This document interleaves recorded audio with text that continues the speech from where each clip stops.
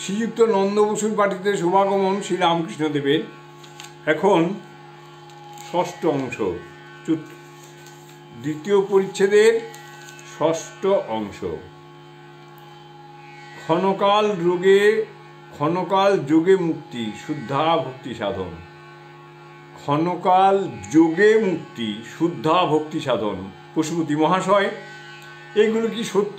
সূর্যলোক, চন্দ্রলোক, নক্ষত্রলোক?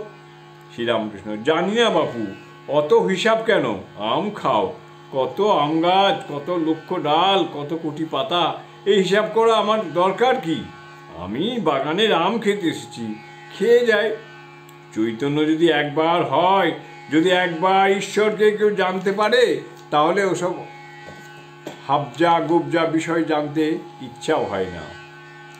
বিকার থাকলে কত কি বলে, আমি 5 সের চালের ভাত খাবো, আমি 5 সের চালের ভাত খাবো রে, আমি 1 জালা জল খাবো রে।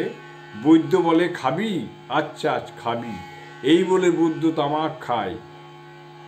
বিকার সেরে যা বলবে তাই শুনতে হয়। পশুপতি: আমাদের বিকার চিরকাল বুঝি থাকবে? শ্রীরামকৃষ্ণ: কেন? ঈশ্বরতে মন রাখো, চৈতন্য হবে। পশুপতি সহাস্যে: আমাদের ঈশ্বরের যোগ ক্ষণিক, তামাক খেতে যতক্ষণ লাগে। সকলের হাস্য। শ্রীরামকৃষ্ণ: তা হোক, ক্ষণকাল তার সঙ্গে যোগ হইলেই মুক্তি। অহল্যা বললে, রাম, শুকর জনিতেই জন্ম হোক আর যেখানেই হোক, যেন তোমার পাদ পদ্মে মন থাকে, যেন শুদ্ধা ভক্তি হয়। নারদ বললে, রাম, তোমার কাছে আর কোনো বর চাই না, আমাকে শুদ্ধা ভক্তি দাও, আর যেন তোমার ভুবন মোহিনী মায়ায় মুগ্ধ না হয়, এই আশীর্বাদ করো।